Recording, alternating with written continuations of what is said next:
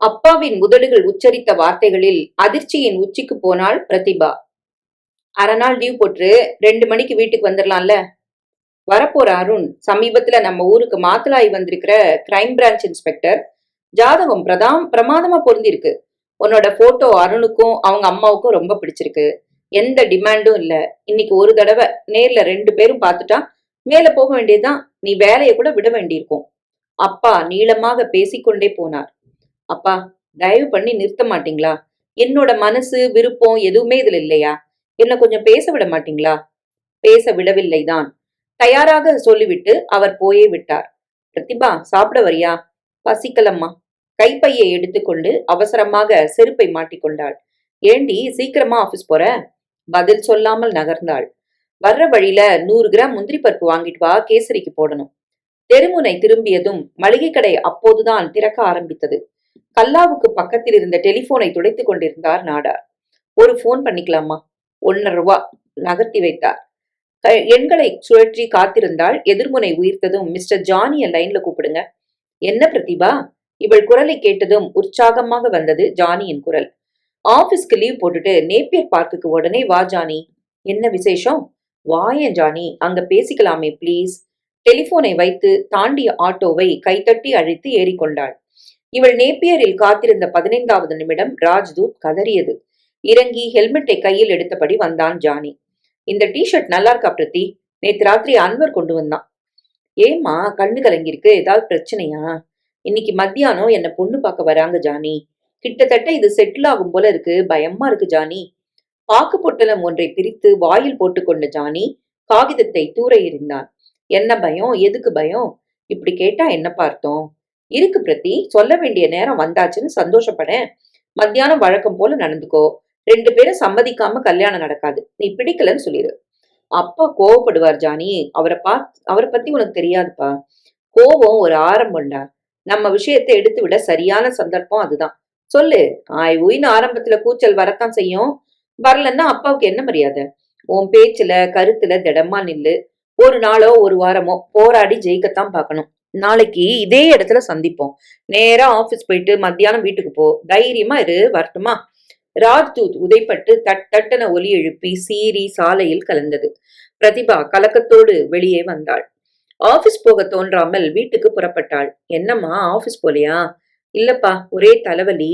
நடந்தா விழுந்துருவனோன்னு பயமா இருக்கு. அதான் வந்துட்டேன். அவளை கொஞ்சம் கலக்கத்துடன் பார்த்தா. அப்பா போய் ரெஸ்ட் எடுமா. 3 மணிக்குள்ள தெளிஞ்சிரும்.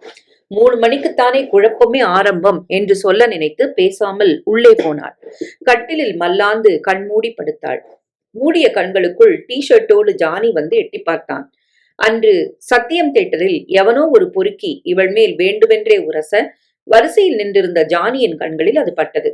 இவளும் சமாளித்து சமாளித்து இம்சை பொறுக்க முடியாமல் கியூவை விட்டு விலக சரேலென அங்கு வந்து அவனது சட்டையை பிடித்தான் ஜானி. சினிமா பார்க்க வந்தவர்கள் இலவசமாகவே ஒரு சண்டை காட்சியை பார்க்கும் வாய்ப்பு கிட்டியது. அவனை துவைத்து காய போட்டு விட்டான் ஜானி. உடன் வந்த அன்பர் தடுக்கவில்லை. ஆனால் ஜானி ஜெயிலுக்கு போகும்படி நின்றிருக்கும். சண்டை முடிந்ததும் அனாவசியமாக இவள் பக்கம் வந்து வழியவோ ஹீரோத்தனம் காட்டவோ இல்லை.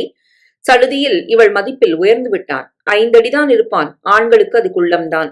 சின்ன உடம்பு, பார்க்க பள்ளி மாணவன் போல இருந்தான். சுருட்டை முடி, ஜீன்ஸும் டோன்ட் பிலீவ் டங் என்ற வாசகம் எழுதிய ஷர்ட்டும் அணிந்திருந்தான். பாக்கு பொட்டலம் ஒன்றை பிரித்து போட்டபடி அவன் சிரித்து சிரித்து பேச அழகான பல்வரிசை பளியிட்டது. டிக்கெட் கொடுக்க தொடங்க அவனை மறந்து போனாள். அந்த வார கடைசியிலேயே சுற்றுலா பொருட்காட்சியில் குடைராட்டினத்தில் அவனை சந்தித்தாள். 4 அணா கொடுத்து 4 வளையங்கள் வாங்கி ஒன்றை கூட வீணாக்காமல் பொருட்களாக குறிப்பார்த்து குவித்து விட்டான். ஹலோ. திரும்பினான். அட நீங்களா? இன்னைக்கு யாராவது வம்பு பண்றாங்களா? வேணாசாமி. அந்த அடியை பார்த்தே பொறி கலங்கி போச்சு. கண்களை போலியாக படபடத்தாள். உங்களை பார்த்தா ஒரு கவிதை நினைவுக்கு வருது. என்ன? மழை வந்தா கொட ஒரு சுமை, உனக்கு வராமலே சுமைகள் உன் இமைகள். வாவ், யார் எழுதின கவிதை இது? Really super. எழுதினவர் பேரு ஜானி. யார் அது? மெல்ல சிரித்துவிட்டு நான் தான் என்றான்.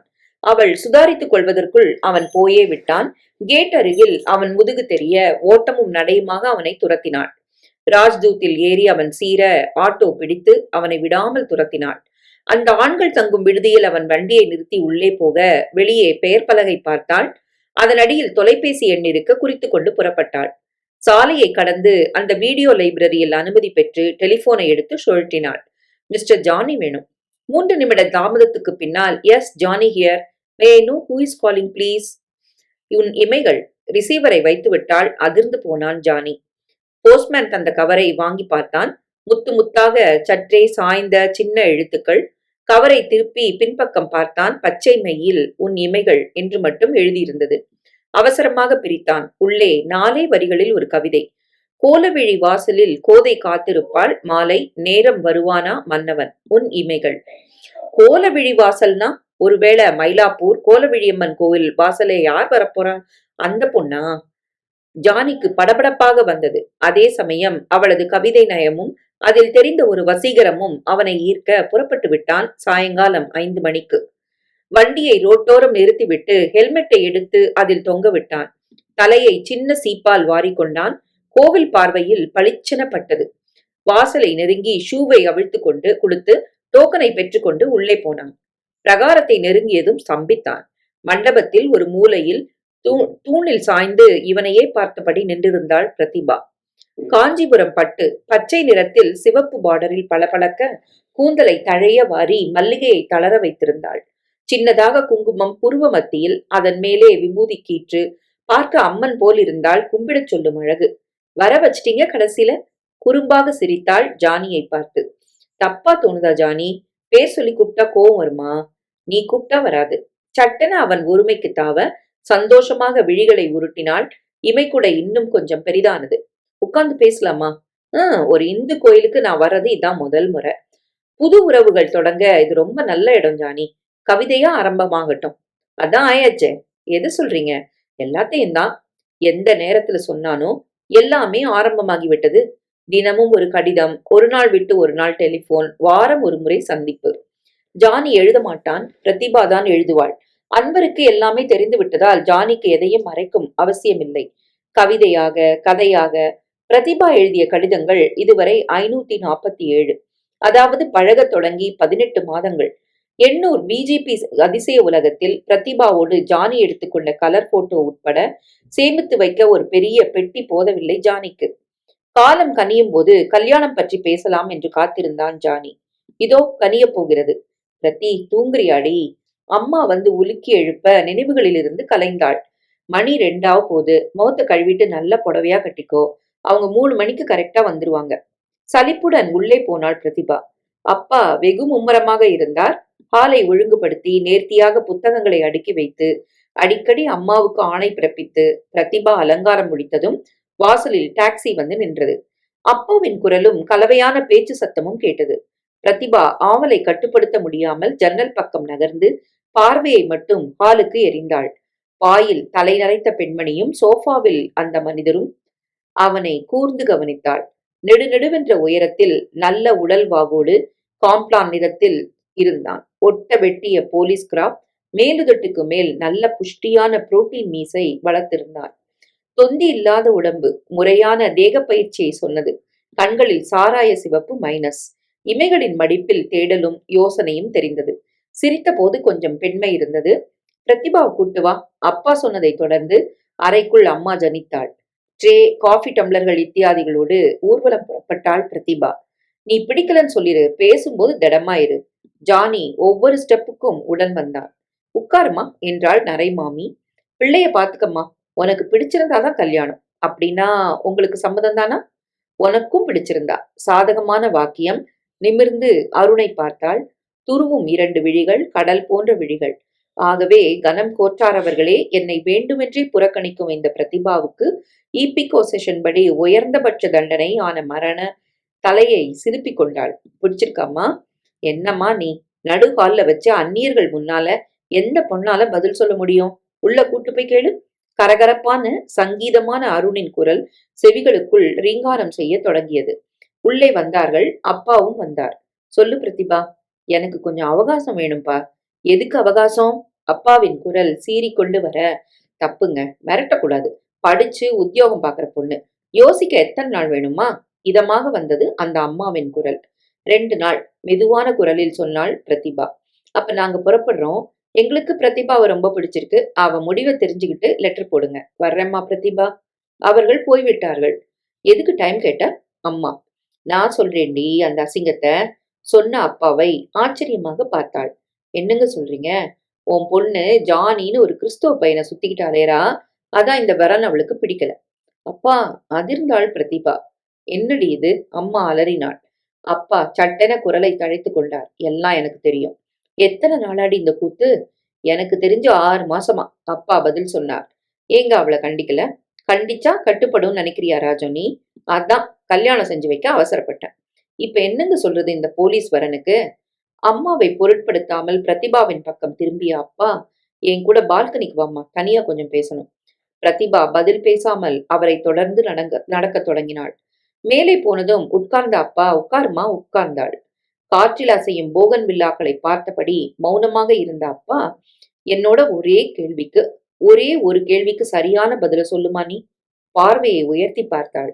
அருணை பிடிக்கலன்னு சொல்லாம 2 நாள் அவகாசம் ஏம்மா கேட்ட நீ?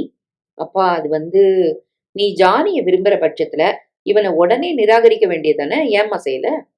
தடுமாறி போனாள் பிரதிபா. உன்னால அது முடியல. ஒரே பார்வையில அருண் பெருமளவு பாதிப்பை ஏற்படுத்தியிருக்கான். உனக்குள்ள ஒரு சலன அலை ஏற்பட்டிருக்கு, சரிதானே? இல்லப்பா, நான் ஜானியத்தான் நேசிக்கிறேன். ஏம்மா தடுமாற்றம்? உன் செயல்கள் உனக்கே புரியாத தினசுல என்ன சங்கடம் இது? ஏன் 2 நாள் அவகாசம்? அப்பா, இரும்மா, நான் கொஞ்சம் நீளமா பேசணும். தயவு செஞ்சு கேட்டுக்கோ. உன் வயசு கோளாறு, காதல் உண்டாகியிருக்கு. வந்து சிக்குனா ஜானி. இந்த நிமிஷம் வரைக்கும் உன்னோட செயல்கள் அத்தனையும் உணர்ச்சி பூர்வமானது. கவிதைகள், கடல் காத்து, பட்டாணி சுண்டல் இதெல்லாம் காலங்கடந்து நிக்குமான்னு யோசிக்கணுமா? இந்த வசீகரமும் அபத்த சிரிப்புகளும் தற்காலிகம்னு நீ புரிஞ்சுக்கணும். உன்னோட நிலை பிச்சில் செட் ஆகாத பேட்ஸ்மேன் மாதிரி. எந்த பந்துக்கும் நீ அவுட் ஆகலாம். வாழ்க்கையில நிலைச்சிட்டோம்னா கவிதைகள் காணாம போயிடும். யதார்த்தம் வந்து ஏன்னு கேட்கும். ஜானி ஒரு கிறிஸ்தவ பையன். மனைவி ஆயிட்டா ஒவ்வொரு அங்கலமும் பிரச்சனையா மாறும். அது அப்புறம் இப்பவே பாரேன், அவனுக்குன்னு யாருமே கிடையாது. ஏறத்தாழ ஒரு அனாதை. ஏன்னு கேட்க நமக்கும் 4 மனுஷங்க வேண்டாமா? சொல்லுமா, என்ன சம்பாதிப்பான் இன்னைக்கெல்லாம்? அதிகபட்சம் 1000 ரூபா வாங்குவானா? சொசைட்டில என்னம்மா அவன் ஸ்டேட்டஸ்? லாங் ரன்ல பாருமா லைஃப. நாங்களும் தலையை சாச்சிட்டா யாருமா உனக்கு? அருணன் எடுத்துக்கோ. வயசு 30 தான். இப்பவே கிரைம் பிரான்ச் இன்ஸ்பெக்டர். என்ன வாய்ஸுங்கிற? போக போக போலீஸ் டிபார்ட்மெண்ட்ல எவ்வளவோ உன்னதமான ஒரு இடம் இருக்கு தெரியுமா அவனுக்கு? உன்னை ரொம்ப பிடிச்சிருக்குமா அவனுக்கு? மதிப்பும் மரியாதையும் உள்ள ஒருத்தனுக்கு மனைவியா இருக்கிறத விட காத்த மட்டும் உறவுன்னு சொல்லிக்கிற ஒருத்தனுக்கு காதலியா இருக்கிறது பெருமையா இருக்குதாமா அவனுக்கு? இன்ஃபேச்சுவேஷனை கெட்ட சொப்பனமா மறந்துட்டவங்க எத்தனை பேர் நல்லா வாழறாங்கன்னு தெரியுமாமா? உங்க அம்மாவை கட்டிக்கிறதுக்கு முன்னால 4 பேரை நான் காதலிச்சதை நம்புவியா நீ? என் பேச்சு முடிச்சாச்சு. இனி நீ பேசலாம். எதுக்கும் போதுமான அவகாசம் எடுத்துக்கலாம். ஆனா அறிவுபூர்வமா யோசனை பண்ணு. அவர் கீழே இறங்கி போனதும், உன் இமைகள் என்று காதோரம் வந்து கிசுகிசுத்தான் ஜானி. புஷ்டியான மீசைக்குள் உதடுகள் அசையாமல் சிரித்தான் அருண். குழம்பி போனாள் பிரதிபா. நான் வந்து 1/2 மணி நேரமாச்சு பிரதிபா. பாக்கை மென்றபடி அவளை பார்த்தான் ஜானி. நீ தாமதமா வர்றது இதுதான் முதல் தடவை. நேத்து வந்ததா அந்த பார்ட்டி? என்னாச்சு? நான் சொன்னபடி சொன்னியா? ஏன் பிரதி பேச மாட்டேங்கிற? என்னாச்சு உனக்கு? அவள் தோள்களை சட்டென அவன் பிடிக்க சரேலென விலகி நகர்ந்தாள். அந்த விலகல் ஜானியை தாக்கியது. உனக்கு மூளை கலங்கி போச்சா பிரதிபா?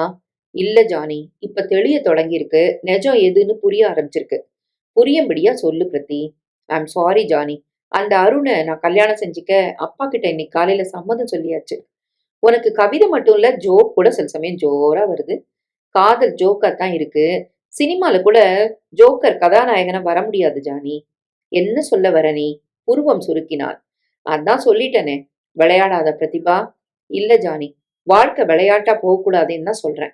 காதலிக்கும் போது இந்த யோசனை ஏன் வரல பிரதி? வழக்கமான கேள்வி. விவாதங்களை நான் விரும்பல.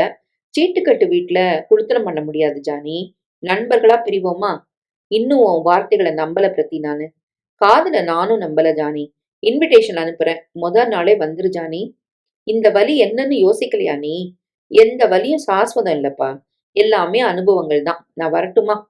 ஜானி வாய் திறப்பதற்குள் சாலையை கடந்து கொண்டிருந்தாள் பிரதிபா. இன்னமும் அதை ஜீரணிக்க முடியாமல் ஜானி சிலையாகி போனான். என்னால தாங்க முடியலடா அனார். அவ சொன்னது நிஜமா இருக்குமா? இல்ல எல்லாமே ஒரே தமாஷ்னு போன் பண்ணுவாளா? புலம்பும் ஜானியை கண்கொட்டாமல் பார்த்தான் அந்த அனார் என்ற அன்வர். சில பெண்களுக்கு காதல் பார்ட் டைம் ஜாப் மாதிரி. நிரந்தர வேலையா நல்ல சம்பளத்துல கிடைச்சிட்டா இதை விட்டுருவாங்க. நீ ஒரு ஸ்டெப்னியா உபயோகப்படுத்தப்பட்டிருக்க. நிஜமா அனார் இது? 200% உண்மை. வந்து பார்த்தவன் நல்ல பசையுள்ள புள்ளி. உன்னை பழைய சட்டையா கழட்டி போட்டுட்டா. நீ முடிஞ்ச வரைக்கும் வேற ஆளை பிடி. அனார், கண்கள் சிவக்க அலறினான் ஜானி. இது மட்டும்தான் முடியும் உன்னால. எப்ப முகூர்த்தம்? என்ன பரிசு கொடுக்கலான்னு யோசனை பண்ணி வை. இல்லனா தமிழ் சினிமால வர்ற மாதிரி தங்கச்சின்னு கூப்பிட்டு கட்டு சாத கூடையோட ஸ்டேஷன் வரைக்கும் போய் வழி அனுப்பு. எது சுலபம் உனக்கு? கிண்டல் ஆனார். பின்னென்னடா, சுலபமா குட் பை சொல்லிட்டு திமிரா உபதேசம் வேற தந்துட்டு போயிருக்கா. இன்னும் நிஜமாடான்னு புலம்புறியே, ஆம்பளை தானடா நீ? அனார், என்ன சொல்ற நீ? ஒரு பொட்டச்சி கழுத ஈஸியா உன் கண்ணுல விரல விட்டு ஆட்டிட்டு போயிருக்கா. அதையே நீ திருப்பி செஞ்சா? புரியலடா. போய் மூலையில உட்காந்து விரல் சூப்பு. எத்தனை லெட்டர்டா இருக்கு அந்த பெட்டியில? எவ்வளவு கலர் போட்டோ நீயும் அவளும் சேர்ந்து எடுத்திருக்கிறீங்க. எதுக்குடா அதெல்லாம்? பூஜை செய்யவா? அவ கவிதை பாடுவா, காதல் கடிதங்களை சுமந்துட்டு நீ கழுதியா அல போ. பதில் பேசாமல் அனாரை பார்த்தான். போடா, நேரா அந்த போலீஸ்காரங்கிட்ட போய், இனிமே இதெல்லாம் எனக்கு வேண்டாம், உன் மனைவியோட கவிதைகளை நீ படிச்சு சந்தோஷப்படு, ஆல்பத்துல போட்டோ வச்சுக்கோன்னு சொல்லிட்டு வாடா. போறதுக்கு முன்னால உன் சிங்காரிக்கு சொல்லிட்டு போ. கோபமாக பற்களை கடித்தான் ஜானி. அந்த அன்வர் சிகரெட் ஒன்றை எடுத்து பற்ற வைத்துக் கொண்டு வெளியே போனான். உன் இமைகள் பெரிய விழிகளை திறந்து திறந்து மூடினாள் பிரதிபா. எந்த வலியும் சாஸ்வதம் இல்லப்பா, எல்லாமே அனுபவங்கள் தான். அப்படியா என் கண்ணு? அந்த அனுபவம் உனக்கும் கிடைக்கட்டுமே. ஜிப்பாவை எடுத்து மாட்டிக்கொண்டு தலையை லேசாக வாரினான். சுப்பாரி பாக்கு பொட்டலத்தை பிரித்து வாயில் சரித்து கொண்டான். வெளியே வந்து ராஜ்தூத்தை உதைத்து விடுவித்தான். சீறி பறந்தான். மிஸ் பிரதிபாவை பார்க்கணும், ரிசப்ஷனிஸ்டிடம் சொன்னான். 5 நிமிடங்களை தின்றுவிட்டு பிரதிபா வந்தாள். முகத்தில் ஆச்சரியம் தெரிந்தது. என்ன மிஸ்டர் ஜானி? அந்த மிஸ்டரை கவனித்தான். உன்னை பார்க்கணும்னு தோணுச்சு பிரதி. ஷோ, மெல்ல பேசுங்க, இனிமே பழைய கதெல்லாம் இல்ல. சாரி, மறந்துட்டேன். ஒரு உதவி செய்யணுமே நீ. மிஸ்டர் அருணோட விலாசம் வேணும் எனக்கு. எதுக்கு? கேள்வியில் கொஞ்சம் கலவரம் எட்டி பார்த்தது. சும்மா வாழ்த்து சொல்லத்தான். உன் சம்பந்தப்பட்ட என்கிட்ட இருக்கிற மிச்சங்களை அவர்கிட்ட ஒப்படைக்கத்தான். மிச்சங்கள்னா? நீ எழுதின கவிதைகள், கதைகள், உன் போட்டோ, எக்ஸ்ட்ரா எக்ஸெட்ரா. இதோ உன் இமைகள்னு அவர்கிட்ட கொடுத்துட்டு வரத்தான். இனிமே அவர்தானே உன் இமைகள். மிரட்ரியா ஜானி? அருகில் வந்து கேட்டாள். அடடா, தப்பா புரிஞ்சுக்கிறியே. சும்மா ஹேண்டிங் ஓவர் தான். ஆள் மாறும்போது ஆபீஸ்ல செய்யறது இல்லையா? உனக்கு தெரியாது அதெல்லாம்? அருண் விலாசம் எனக்கு தெரியாது. F2 ஸ்டேஷன்ல போய் கேட்டா ஊருக்கே தெரியும். சரி, நேரமாச்சு, நான் வரட்டுமா? மிச்சத்தை அருண்கிட்ட பேசிக்கிறேன். ஜானி, நில்லு. எங்க போய் பேசலாம் சொல்லு. உன்கிட்ட இனிமே பேச எதுவும் இல்லை எனக்கு. ப்ளீஸ் ஜானி, சாயங்காலம் 6 மணிக்கு நேப்பியர் பார்க்ல வழக்கமான இடத்துல வர்ற நீ. தயவு பண்ணி அருணை பார்க்காத. என்கிட்ட பேசின அப்புறம் உன் இஷ்டம் போல முடிவிடு. ஓகே. காதலிச்ச தோஷத்துக்காக கடைசியா இதுக்கு நான் கட்டுப்படுறேன். வரேன். அவனையே பார்த்து கொண்டு நின்றாள். போவது அவனல்ல, தன் விதி என்பது புரிந்தது அவளுக்கு. ஆபீஸில் இருப்பு கொள்ளாமல் 4 மணிக்கே நேப்பியர் பார்க்குக்கு வந்துவிட்டாள். சரியாக 6 அடித்த போது தூரத்தில் ஜானியின் ஹெல்மெட் தலை தெரிந்தது. அதே டோன்ட் பிலீவ் டங் டிஷர்ட்டோடு ஆடி அசைந்து வந்தான். பிரதிபா மௌனமாக இருந்தாள். சீக்கிரம் சொல்ல நினைச்சதை சொல்லு. உனக்கு இரக்கமே இல்லையா ஜானி? இது 4 நாள் முன்னாடி நான் கேட்டிருக்க வேண்டிய கேள்வி. போட்டோம், விஷயம் என்ன? ஜானி, ஒரு பொண்ணோட வாழ்க்கையில விளையாடுற நீ. பழைய டயலாக் வேற. உன் காலை பிடிச்சு கெஞ்சுறேன், என்ன நாசமாக்காத ஜானி. ஆயுளுக்கும் உன்கிட்ட நன்றியோட இருப்பேன். ஓ நன்றி என்ன ஓட்ட உடசல் பாத்திரமா பேரிச்சம்பழம் வாங்கறதுக்கு? ஜானி, நீ மனுஷனே இல்ல. இத சொல்றது நீ. அப்புறம் என்ன வேணும் உனக்கு? நீ தான் வேணும். ஜானி, எப்ப மிருகமா மாறி போன நீ? உன் கேள்விகளுக்கெல்லாம் பதில் சொல்ல இது டிவி நடத்துற குவிஸ் நிகழ்ச்சி இல்ல. உனக்கும் அந்த அருணுக்கும் கல்யாணம் நடக்கக்கூடாது. உன் விருப்பத்துக்கு விளையாட நான் பொம்மை இல்ல. எனக்கும் உணர்ச்சிகள் உண்டு. சரியா 1 வார காலம் உனக்கு அவகாசம் தரேன்னா. இன்னைக்கு 8, 15ஆம் தேதிக்குள்ள என்னை தேடி என்னவளா நீ வரணும். அது நடக்கலன்னா 16ஆம் தேதி விடிஞ்சதும் உன் முன்னால நான் வரப்போறதில்ல. அருணை ஆதாரங்களோட சந்திப்பேன். உன் கழுத்துல அவனோட தாலியை ஏற விட மாட்டேன். இது நடக்கும். ராஜ்தூத் தூரத்தில் புள்ளியானது. குழப்பத்தோடு புறப்பட்டாள் பிரதிபா. பஸ் பிடித்து வீட்டுக்குள் காலடி எடுத்து வைத்ததும் முகமெல்லாம் பல்லாக எதிரே அப்பா. தேதி வச்சாச்சுமா, பாரேன் அவசரத்தை. பத்திரிக்கை அடிக்கிறது கூட அவசரமா செய்யணும். 16ஆம் தேதியை விட்டா 2 மாசத்துக்கு நல்ல நாள் இல்லையா? 16ஆம் தேதி? 16ஆம் தேதி விடிஞ்சதும் அருண ஆதாரங்களோட சந்திப்பேன். தலையை சுற்றியது பிரதிபாவுக்கு. 15ஆம் தேதி ஜானவாச ஊர்வலம், விடிஞ்சா கல்யாணம். விடிஞ்சதும் அருணை சந்திக்க போகும் ஜானி. சத்திரம் முதலாக தேதி வரை சகலத்தையும் சடுதியில் தீர்மானித்து விட்டதால் இனி மாற்ற முடியாது. அப்பாவிடம் பேசி எந்த உபயோகமும் இல்லை. அருணிடமே பேசி பார்க்கலாமா? என்னவென்று? உன்னை பார்த்ததும் நேத்து வரைக்கும் நேசிச்ச ஜானிய அம்போன்னு விட்டுட்டேன். அவன் உன்கிட்ட ஒப்படைக்க போற அந்த எனது 500 சொச்சம் காதல் கடிதங்களை கண்டுக்காத என்றா. பழைய காதலனை சகிச்சு கொள்ளும் சக்தி சினிமா நாயகர்களுக்கு சாத்தியம். கவிதை முடிவுக்காக, தேசிய விருதுக்காக சொல்லப்படும் செல்லுலாய்ட் பொய் அது. நிஜ வாழ்க்கையில் எடுபடுமா? அந்த எண்ணம் உடனே அபார்ஷன் செய்யப்பட வேறு கோணத்தில் யோசிக்க தொடங்கினாள். நமக்குள்ள ஆதாரங்கள், பலவீனங்கள், அந்த கடிதங்கள், போட்டோக்கள் மட்டும்தான். அது அருண் வரைக்கும் போகாம தடுத்துட்டா அது எப்படி சாத்தியம்? ஜானி அருண் கையில தான் அதை தருவான். அருண் தந்து அதை பறிக்க இயலுமா?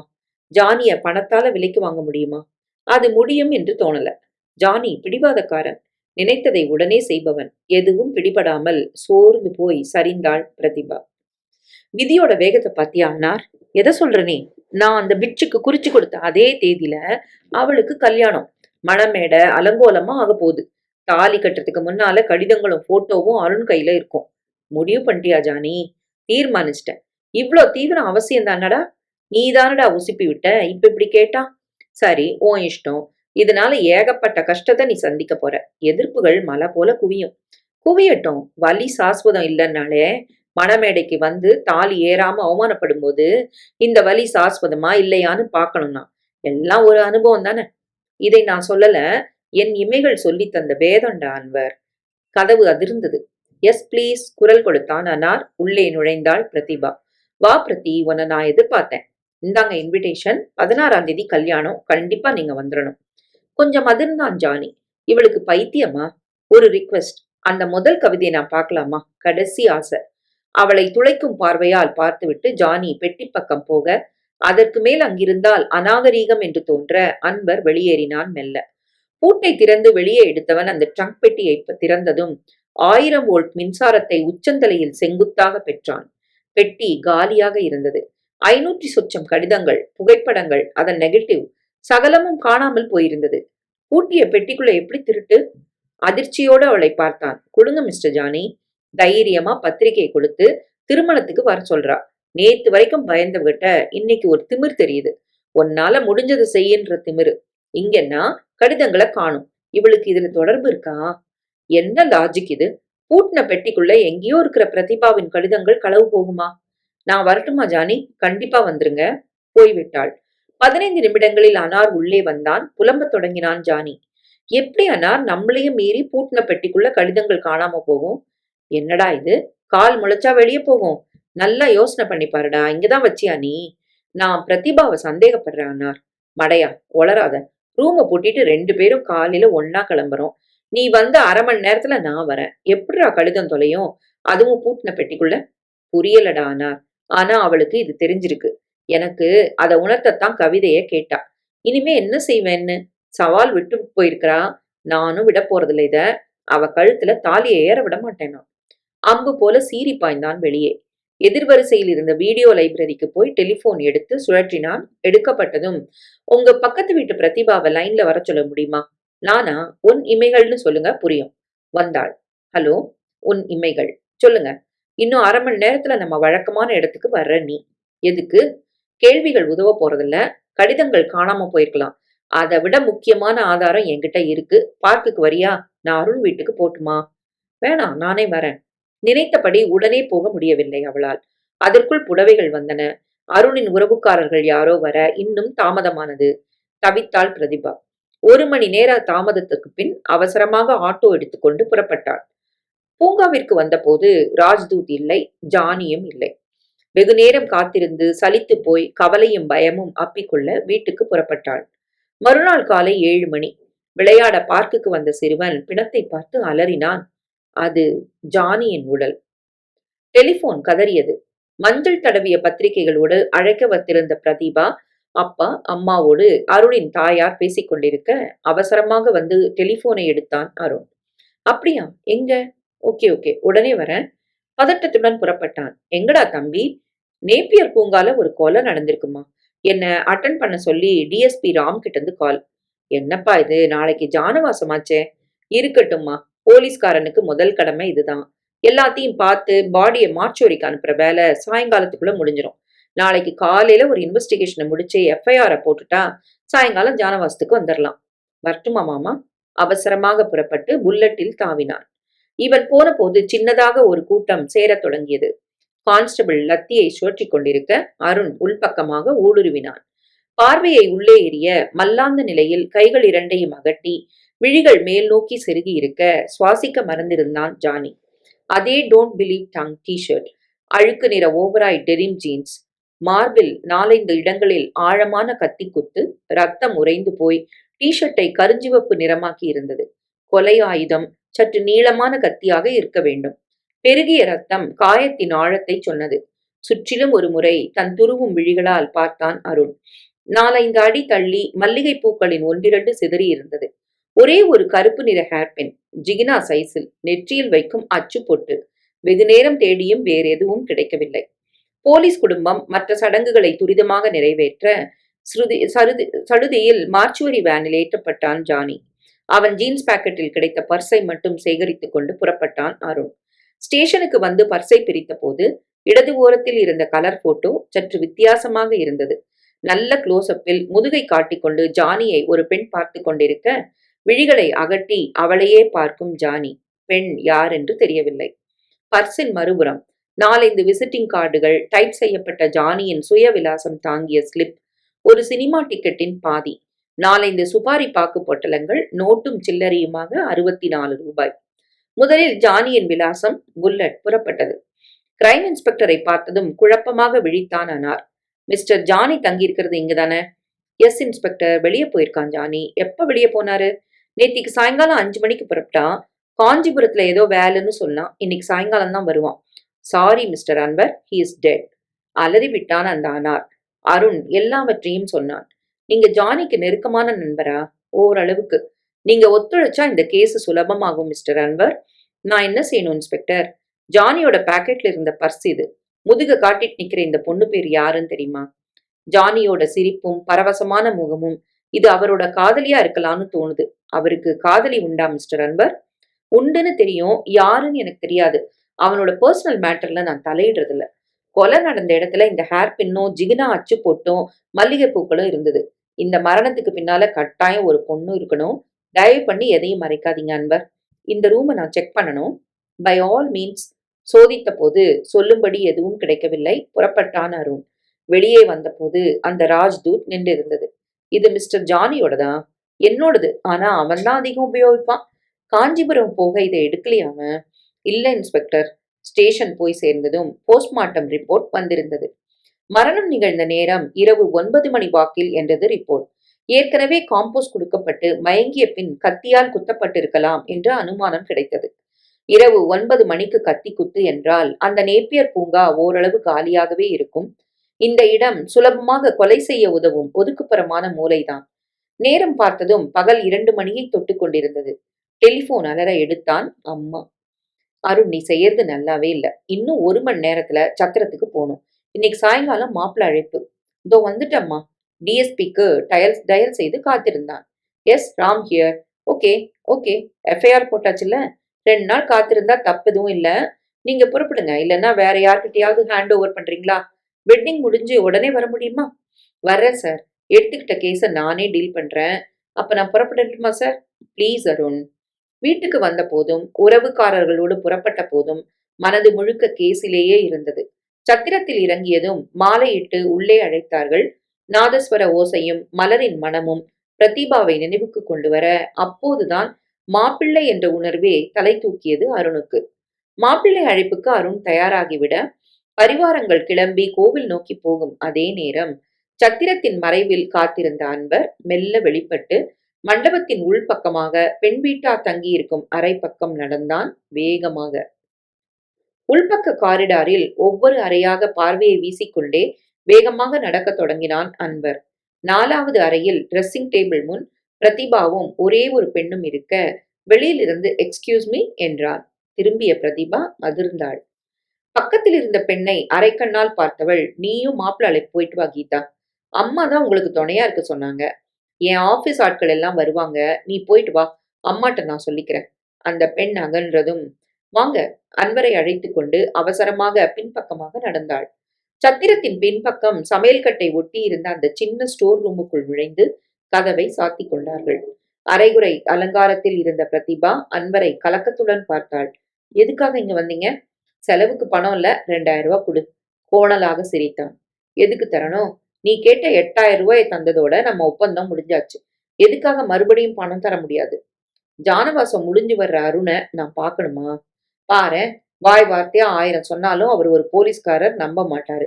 என்ன ஆதாரம் இருக்கு உன்கிட்ட? அவளையே பார்த்தான் அன்வர். போன வாரத்தில் அந்த காலை 10 மணி கண்ணுக்குள் வந்து நின்றது. ஏறத்தாழ அதே படபடப்போடு மூச்சு வாங்க அன்றும் இப்படித்தான் நின்றாள். ஜானி இல்லையா? நீங்க தான் பிரதிபாவா? உட்காருங்க. என்ன தெரியுமா உங்களுக்கு? விழிகளில் ஆச்சரியம் காட்டினாள். எல்லாம் சொல்லியிருக்கான் ஜானி. எல்லாம்னா? லெட்டர், போட்டோவை காட்டி உங்க கல்யாணத்தை நிறுத்த போற வரைக்கும். ஏன் இப்படி துரோகம் செஞ்சீங்க அவனுக்கு? பழைய கதை, புதுசா பேச வந்திருக்கேன் நானு. ஒரு வகையில ஜானி இல்லாதது கூட நல்லதுக்கு தான். ஒரு பெண்ணோட வாழ்க்கை இது. ப்ளீஸ் உதவுங்க பிரதர். நான் எப்படி? அந்த லெட்டர்கள் இங்க தானே இருக்கு. அதை எடுத்து என்கிட்ட நீங்க தந்துட்டா போதும். ஆயுசுக்கும் நன்றி உள்ளவளா இருப்பேன் நானு. நன்றிய வச்சுக்கிட்டு 4 கிரவுண்ட் நிலமா வாங்க முடியும்னால? புரியல. இதெல்லாம் ஒரு வகை வியாபாரங்க பிரதிபா. உதவி கேட்டு நீங்க வந்தாச்சு. இத நான் எடுத்து தரதால பிரச்சனை இல்லாத உங்களோட வாழ்க்கைக்கு நான் உதவுறேன். பெரிய போலீஸ் அதிகாரியோட பொண்டாட்டி ஆக போறீங்க. சோ சொல்லுங்க. So what? 8000 ரூபாய் கொடுத்துட்டு லெட்டர் வாங்கிட்டு போயிடுங்க. 8000மா? அவ்வளோ பணத்துக்கு நான் எங்க போவேன்? பிளாக்மெயில் ஆகுது. முடியலன்னா விடுங்க, நானும் தலையிடாம ஒதுங்கிக்கிறேன். இது தப்புங்க அன்வர். இந்த நிமிஷம் உங்களோட கோரிக்கைக்காக என்னோட சிநேகிதனுக்கே துரோகம் செய்யணும் நான். அது தப்பு இல்லையா? இவ்வளோ பெரிய தப்புக்கு 8000 ரூபாய் ரொம்ப குறைச்சலுங்க. எவ்வளோ பெரிய வாழ்க்கை வரப்போகுது? 8000 ஏன் பாக்குறீங்க? உங்க ஆபீஸ்ல பிஎஃப் லோன் போடுங்களேன். சொசைட்டி இருக்கா? எத்தனை தவணை? 36ஆ? கல்யாணத்துக்கு 1 வாரம் கூட இல்ல. சீக்கிரம் ஸ்டெப் எடுங்க, இல்லைன்னா ஜானி முந்திக்குவான். வேலையை விடச் சொல்லி வெறு வெறு அருண் சொல்லிவிட்டான். இந்த சமயத்தில் லோன் எதுவும் கேட்டால் ஆபீஸில் தரமாட்டார்கள். ஆனால் நல்ல காலம், ராஜினாமா கடிதத்தை இன்னும் சேர்க்கவில்லை. இன்று கேட்டு அந்த பணத்தை வாங்கிவிட வேண்டும். கல்யாணம் என்று காரணம் சொன்னால் ஒரே நாளில் கிடைக்கும் பணம். அப்படித்தான் செய்தாள். உடனே பணம் கிடைத்தது. அது அன்வர் கைக்கு மாற கடிதங்கள் அத்தனையும் போட்டோக்கள் நெகட்டிவோடு வந்தது. மொத்தத்தையும் நெருப்பிலிட்டு சாம்பலாக்கி அதையும் தண்ணீரில் கரைத்தாள். எப்படியோ பூட்டை அகற்றி தன் சாமர்த்தியத்தால் கடிதங்களை எடுத்து விட்டான் அனார். தன் பிரச்சனை ஒழிந்து விட்டது என்றுதான் நினைத்தாள் பிரதிபா. இதோ மறுபடியும் அந்த அன்பர். என்ன கேட்ட? என்ன ஆதாரம் இருக்குன்னா? ஜானியோட கொலைகேச அவன் தொடங்கியதும் அலறி விட்டாள். என்ன சொன்ன இப்போ? சொன்னான். ஜானி நேப்பியர் பூங்காவில் கொலை செய்யப்பட்டு கிடந்ததை சொன்னான். கேஸ எடுத்துக்கிட்டது யார் தெரியுமா? இப்ப ஜானவாசம் போயிருக்கிற அருண். ஜானியோட பர்ஸ்ல அவனையே பார்த்துக்கிட்டு நீ திரும்பி நிக்கிற கலர் படம் ஒண்ணு இருக்கு. யார் ஜானியோட காதலின்னு அருண் கேக்குறாரு. ஜானியோட உடம்பு கிடந்த இடத்துல ஒரு ஹேர் பின்னும் நீ இப்ப வச்சிருக்கிய ஜிகினா அச்சு போட்டோம் கொஞ்சம் பூக்களும் இருக்கு. இந்த கேஸுக்கும் ஜானியோட காதலிக்கும் கட்டாயம் தொடர்பு இருக்குன்னு அருண் நம்புறாரு. காதலி யாருன்னு என்ன கேக்குறாரு. நீ சொன்னியா? பதறினாள். இது வரைக்கும் சொல்லல, இனிமேலும் சொல்லாம இருக்கணும்னு நீ விரும்புனா? முடிக்காமல் நிறுத்தி விஷமமாக கண்களை சிமிட்டினான். யார் அந்த கொலையை செஞ்சது? நீதானோன்னு நான் நினைச்சேன், கேலியாக சொன்னான் அன்பர். தலையை சுற்றி கொண்டு வந்தது பிரதிபாவுக்கு. சட்டென சுவரை பிடித்து கொண்டால் நாதஸ்வர ஓசை தூரத்தில் கேட்டது. சீக்கிரம், ஊர்வலம் சத்திரவாசலுக்கு வந்துரும். இப்ப ஏதாவது செய் உடனே. ஐயோ, 2000க்கு நான் எங்க போவேன்? தவித்தாள். நிறைய நகைகள்லாம் போட்டிருக்கிய, அதுல ஒரு செயினை கழட்டினா தெரியவா போகுது? எப்படியோ அந்த நேரத்தில் தப்ப வேண்டும். பிரச்சனைகளை பிறகு சமாளித்துக் கொள்ளலாம் என்று தோன்றியது. ஒரு செயினை சட்டுன்னு அவிழ்த்தாள். இதுல 2 சவரன் இருக்கு, கிட்டத்தட்ட 4000 ரூபாய். இனிமே வராத, சீக்கிரம் போ. செயினை உயர்த்தி பிடித்தவன் ஒரு கொலை கேச கேவலம் 4000 தந்து அமுக்க பாக்குறியே என் கண்ணு. அள்ளி முடிஞ்சவனா நானு? அப்புறமா வரேன். கல்யாணம் முடிகிற வரைக்கும் இனிமே தொந்தரவு பண்ண மாட்டேன். வரட்டுமா? கதவை திறந்து கொண்டு சரேலன் அவன் வெளியேற வியர்வையோடு உள்ளே வந்தாள். அம்மா பதறிக்கொண்டு எதிர்பட்டாள். எங்கடி போய் தொலைஞ்ச? உன்னை தேடி தேடி மூச்சே நின்னுடும் போல இருக்கு. உங்க அப்பா வேற ஜானவாசத்துக்கு போயாச்சு. பதிலை எதிர்பாராமல் அவளை இழுத்து கொண்டு அம்மா நகர உடம்பின் ஒவ்வொரு செல்லும் பயத்தை சுரந்து கொண்டே நடந்தாள் பிரதிபா. அவசரமாக அலங்காரம் முடித்து புடவை கட்டும்போது நாதஸ்வர ஒலி சத்திர வாசலை அணுகுவது தெரிந்தது. வாசலில் கார் வந்து நிற்க பிரதிபா அழைத்து வரப்பட்டாள். மெல்ல தலையை உயர்த்தி பார்த்தாள். மாலையோடு பெட்ரோமாக்ஸ் வெளிச்சத்தில் வியர்வை பொங்கும் முகத்தில் சிரிப்பு தொங்க அவளை பார்த்தான் அருண். காரை சுற்றிலும் கூட்டமாக தலைகள் தெரிய அதில் இவளையே பார்த்தபடி அன்பரும் இருந்தான். பாலை அருண் கையில் கொடுத்துவிட்டு நமஸ்கரித்தாள் பிரதிபா. அவனிடம் எந்த சலனமும் இல்லை. மோட்டு வலையை பார்த்தபடி சிகரெட் பிடித்துக் கொண்டிருந்தான். புகை ஸ்லோ மோஷனில் வெளியேறிக் கொண்டிருந்தது. மெல்ல தொட்டாள் பிரதிபா. என்ன யோசனை? மெதுவாக கேட்டாள். சாரி, உன் சந்தோஷ நிமிஷங்களை நான் பாழாக்க தொடங்கிட்டேனா? அந்த கேஸ் முடியிற வரைக்கும் எனக்கு சந்தோஷமே இல்லம்மா. அந்த ஜானிக்கு ஒரு காதல் இருந்திருக்கா. அவனோட மரணத்துக்கு பின்னால ஒரு மஞ்சள் முகம் கட்டாயம் இருந்தே ஆகணும். ஏதோ ஒரு வகையில அவதான் இந்த சாவுக்கு காரணம். அவ யாருன்னு கண்டுபிடிக்கணும். அந்த போட்டோல இருக்கிற மஞ்சள் புடவை கட்டின திரும்பி நிக்கிற பொண்ணு அவதான். ஜானியோட காதல் விவகாரம் இந்த அன்வருக்கு தெரிஞ்சிருக்கு. காதலி இருந்திருந்தாலும் அவதான் கொலை செய்யணும்னு என்ன இருக்கு? சரிதான். ஆனா ஒரு பொண்ணு சம்பவம் நடந்த இடத்துல நடனம் ஆடினதுக்கு பலமான பலமான சாட்சிகள் இருக்கு பிரதிபா. பார்க் ஒரு பொது இடம். பெண்கள் நிறைய பேர் வரலாம் இல்லையா? ஒரு பொண்ணு கொலகாரின்னு உன்னால ஒப்புக்க முடியலையா பிரதீபா? மெல்ல சிரித்தான். ஐயோ, இதுல நான் என்ன சொல்ல முடியும்? அந்த ரூம் மேட்டு அன்வர் தானே, கூட இருந்தவரு. அவரையும் சந்தேகப்படலாம் இல்லையா? எஸ், அவனும் சந்தேக லிஸ்ட்ல தான் இருக்கிறான். ரூம குடைஞ்சதுல எதுவுமே அகப்படல. கொலை ஆயுதமும் கையில கிடைக்கல. தூங்கலாமா? கோவமா உனக்கு? ஐயோ, எனக்கு என்ன கோவம்? உங்க கேஸ் முடிகிற வரைக்கும் தொந்தரவு செய்ய வேண்டாமேன்னு தான் சொன்னேன். அருகில் நெருங்கி அவளை இழுத்து மார்பில் போட்டுக் கொண்டான். காது மடலை பற்களால் மெல்ல கடிக்க அந்த புது ஸ்பரிசம் அவளையும் இறங்க வைத்தது. அந்த போட்டோவை நான் பார்க்கலாமா? எந்த போட்டோ? ஜானியோட திரும்பி நிக்கிறதா சொன்னீங்களே ஒரு பொண்ணு, அவளை. சட்டென விலக்கி அவள் முகத்தை பார்த்தான். போலீஸ்காரனுக்கு சரியான பொண்டாட்டி தான். நீ என்னை விட அதிகமா நீ கவலைப்பட தொடங்கிட்டியே இந்த கேஸ் பத்தி.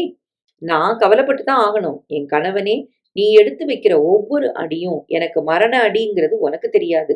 நீ தேடுற பொண்ணு உன் மனைவிதான்னா ஜீரணிப்பியா? பெரிய விழிகளை உருட்டி பார்த்தாள் பிரதிபா. நெருங்கி மிக நெருங்கி நிற்கும் அருண் அந்த கண்களுக்குள் தன்னை பார்த்தான். பார்த்து கொண்டே இருந்தான். Hey you got it? என்ன சொல்றீங்க? நெருங்கி நிற்கும் போது உன் கண்ணுக்குள்ள என் முகம் தெரியுது பிரதிபா. ஆமா, இது புதுசு இல்லையே. அதே மாதிரி அந்த போட்டோல நிக்கிற பொண்ணோட உருவம் ஜானியோட கண்ணுக்குள்ள தெரியும் இல்லையா? தெரியும். தன்னையும் மீறி அவள் குரல் நடுங்க. ஜானியோட கண்களை மட்டும் கம்ப்யூட்டர் உதவியோட ஸ்பெஷல் கேமராவில் அதிகபட்சம் என்லார்ஜ் பண்ணா யார் அந்த பொண்ணுன்னு தெரியும் இல்லையா? ஆடி போனாள் பிரதிபா. ஏன் இந்த புத்திசாலியை மணந்தோம் என்று அந்த நிமிடம் உள்ளுக்குள்ளேயே கருகி போனாள். அவளை மட்டும் தெரிஞ்சுக்கிட்டா கேஸ் கிளியர் ஆயிடுமா? நூலோட ஒரு நுனிதான் அந்த பொண்ணு. மீதியை இழுக்கிறதுல கஷ்டம் இருக்காது. Thanks a lot. இந்த க்ளூ கிடைக்க நீ தான் காரணம். அதன் பின்னால் அவளை அருண் தழுவிய போதும் ஆக்கிரமித்த போதும் ஒரு எந்திரம் போல மறுப்பு சொல்லாமல் இயங்கினாள். நெஞ்சு தவித்துக் கொண்டிருந்தது. காலையில் எழுந்ததும் முதல் வேளையாக அந்த போட்டோவை வெளியில் எடுத்தான். வாங்கி பார்த்தாள் பிரதிபா. பரவசமாக சிரிக்கும் ஜானிக்கு முன்னால் முதுகை காட்டியபடி அவள் இரட்டை ஜடையை முன்னால் விட்டு சந்தன முதுகின் மேல்புறம் புகைப்படத்தில் தெரிய தோளில் படர்ந்த மஞ்சளில் கருப்பு புள்ளி வைந்த சைனா சில்க் புடவை, மஞ்சள் ரவிக்கை, காதோரம் கருப்பு நிற ஸ்லைடு. என்ன சினிமாவா இருக்கு இதுல? கூட அத இன்னைக்கே என்லாஜி கொடுக்கணும். அதை பீரோவின் அடித்தட்டில் ஒரு கவருக்குள் போட்டு வைத்துவிட்டு குளிக்க போனான். நெஞ்சு படபடவென அடித்துக் கொள்ள பீரோவை நெருங்கினாள் பிரதிபா. இது பெரிதுபடுத்தப்பட்டால் கட்டாயம் சகலமும் முடிந்து போகும். இதை அழித்துவிட வேண்டும். அவசரமாக அதை எடுத்து வேறொரு படத்தை கவருக்குள் வைத்துவிட்டு புகைப்படத்தை புடவைக்குள் மறைத்தாள். புடவையை மேல்தட்டில் அடியில் வைத்துவிட்டு அந்த மஞ்சள் புடவையை எடுத்துக்கொண்டு டிரெஸ்ஸிங் டேபிளில் இருந்த கருப்பு ஸ்லைடுகள் மொத்தத்தையும் ஜிகினா அச்சு பொட்டுகளையும் சேகரித்துக் கொண்டு பின்பக்கம் போனாள். ஏற்கனவே சேர்ந்திருந்த குப்பைகளோடு இதையும் சேர்த்து பெட்ரோல் ஊற்றி வேகமாக நெருப்பு வைத்தாள். சரசரவென பற்றி கொண்டு அது எரியத் தொடங்க நிம்மதியாக உள்பக்கம் நகர்ந்தாள். அவள் வருவதற்குள் மறைத்து வைத்த புகைப்படத்தை அவசரமாக பீரோவிலிருந்து உருவிக்கொண்டு வேகமாக நகர்ந்தது அந்த உருவம். போட்டோவை காணாமல் இவள் திடுக்கிட்ட அதே நேரம் கவரில் வேறு புகைப்படத்தை பார்த்து அதிர்ந்து போனான் அருண். போட்டோ எப்படி மாறி இருக்க முடியும்? மாமனார் வீட்டில் பிரதிபா, அவள் அப்பா அம்மா தவிர வேறு யாரும் இல்லையே. யார் இதில் போட்டோவை மாற்றியது? ஏன் பிரதிபா இந்த போட்டோவை அத்தனை நேரம் பார்த்தா? கணவனின் கேஸ் என்பதால் வந்த அக்கறையா? வேறு எதுவும் உண்டா? எப்படி போகும் அந்த போட்டோ? யாருக்கு கஷ்டம் இந்த படத்தால்? இருந்த ஒரு நல்ல ஆதாரமும் தொலைய சோர்ந்து போனான் அருண். கான்ஸ்டபிள் வந்து சல்யூட் அடித்தான். துணியில் சுற்றிய ஒரு பொருளை மேஜையில் வைத்தான். என்ன இது? பிரித்து பார்த்த அருண் துல்லியமாக அதிர்ந்தான். 4 அடி நீளமுள்ள கூர்மையான கத்தி லேசாக துரியேறத் தொடங்கி இரத்தக்கரைகளின் மிச்சத்தோடு பளபளப்பை இழந்திருந்தது. இதுதான் ஜானிய கொலை செஞ்ச ஆயுதம். உடனே லேபுக்கு அனுப்புங்க. எங்க கிடைச்சது இது? ஜானி தங்கி இருந்த ரூமை சோதனை செஞ்சுட்டு பின்பக்கம் போனப்போ பாத்ரூம் பக்கமா தண்ணீர் சரியா போகாம அடைச்சுக்கிட்டு இருந்தது. ரொம்பவும் கஷ்டப்பட்டு எடுக்க நேர்ந்தது. அதுதான் இது. அந்த அன்பரை சந்தேகப்படலாம் இல்லையா? பிரதிபா கேட்டது நினைவில் இடித்தது. கூடவே கொலைய செஞ்சுட்டு கத்திய எப்படியா ஓப்பனா ஒருத்தன் போட்டுட்டு போயிடுவான். செய்வோம் புத்திசாலித்தனமா. திட்டம் போடுறவன் கூட சில சமயம் முட்டாள்தனமா நடக்கிறது இல்லையா? கான்ஸ்டபிள், வண்டி எடுங்க. அந்த அன்பரோட அறைய மறுபடியும் சோதனை போட்டுடலாம். புறப்பட்டார்கள். ஜானியின் மரணத்துக்கு பின் அனார் அங்கு தங்குவதில்லை. அது போலீஸ் கேஸ் என்பதால் விலகிவிட்டான் அங்கிருந்து.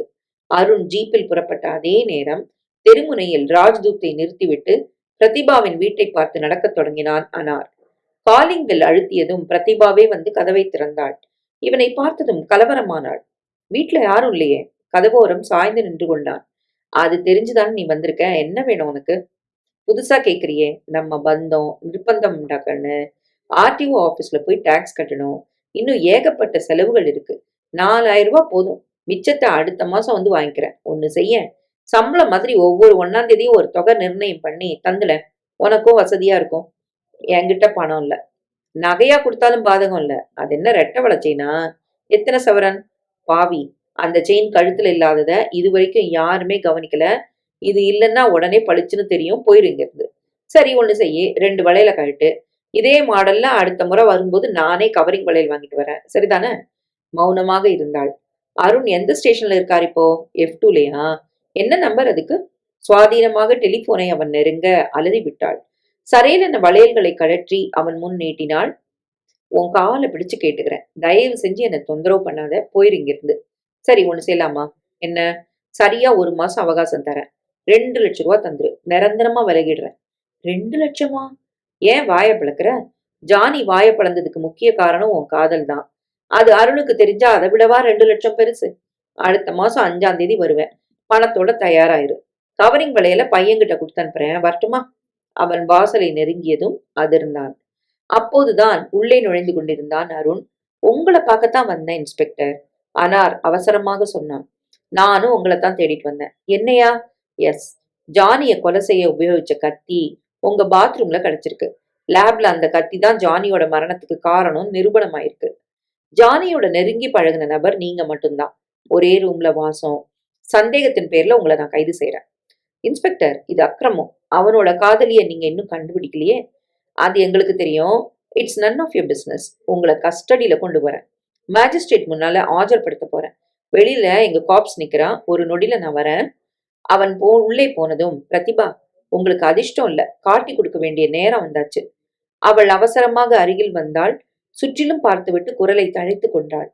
அவசரப்படாத அனார். நீ அவர் கூட போ. நான் வக்கீல் வச்சு உன்னை பெயில்ல கொண்டு வரேன். தயவு செஞ்சு எதையும் உளறிடாத ப்ளீஸ். அருண் வெளியே வந்தான். அந்த போட்டோவை காணல பிரதிபா. அப்படியா? நீங்க வாங்க அன்வர். அவனை ஜீப்பில் ஏற்றிவிட்டு தானும் ஏறிக்கொள்ள ஜீப் பறந்தது. 5வது நிமிடம் கதவை பூட்டிக் கொண்டு பிரதிபாவும் புறப்பட்டாள். ஆட்டோ பிடித்து முகவரி சொன்னால். போய் சேர்ந்ததும் சிட் அவுட்டில் 2 பேர் உட்கார்ந்திருக்க, இங்க லாயர் மனோஜ். எஸ், நான் தான். நீங்க யாரு? ரோஜா நிற ஈறுகள் தெரிய சிரித்தான் அந்த இளைஞன். என் ஆள் ஒருத்தரை பெயில் மூவ் பண்ணி வெளியே கொண்டு வரணும். மேட்டர் சொல்லல நீங்க இன்னும்? மேம்போக்காக ஜானியின் விவகாரத்தை காதலி மைனஸாக சொன்னாள். அன்வரை அருண் கைது செய்திருப்பதை பற்றி சொன்னாள். இன்ஸ்பெக்டர் அருண் தெரியுமா உங்களுக்கு? தெரியாது என்றாள். அன்வரை வெளியே கொண்டு வரணும். கேஸ் பத்தி பின்னால விவாதிக்கலாம். அன்வரை கொண்டு வர முயற்சித்தது நான் தான் தெரியக்கூடாது போலீஸுக்கு. நீங்க யாரு? அது உங்களுக்கும் தெரிய வேண்டாம் மிஸ்டர் லாயர். புதிரோடு அவளை பார்த்தான் லாயர் மனோஜ். உட்காருங்க, டீ சொல்லிட்டு வரேன். மனோஜ் எழுந்து போக, சௌக்கியமா மிஸ்ஸஸ் அருண்? அதிர்ந்தாள். அந்த இன்னொரு இளைஞன் இவளை பார்த்து குறும்பாக சிரித்தான். நான் உங்க கல்யாணத்துக்கு வந்திருக்கேன். தாலி ஏறி 1 வாரம் கூட ஆகல. அதுக்குள்ள புருஷனுக்கு எதிராக வேலை செய்றீங்க. அவர் அரெஸ்ட் பண்ண ஆளுக்கு நீங்களே ரகசியமா ஜாமீன் தரீங்க. ஒய்? நீங்க? நடுங்கினாள். என் பேர் பிரசன்னா, பிரைவேட் டிடெக்டிவ். தீக்குச்சியை கிழிச்சு சிகரெட்டை பற்ற வைத்தான். நான் உங்ககிட்ட எல்லாத்தையும் சொல்லணும் மிஸ்டர் பிரசன்னா. இப்ப அந்த அன்வருக்கு ஜாமீன் ஏற்பாடு பண்ணணும். மனோஜ் டீயோடு வந்தான். சொல்லுங்க மேடம். நீங்க பெயில் மூவ் பண்ணுங்க Manoj. She is missus Arun. என்னது? அவருக்கு எதிராவா? எஸ். நீங்க செய்யுங்க. கேஸ் என்னன்னு நான் பாத்துக்கிறேன். நீங்க வாங்க மிஸ்ஸஸ் அருண். பிரசன்னா புறப்பட்டான். சொல்லுங்க.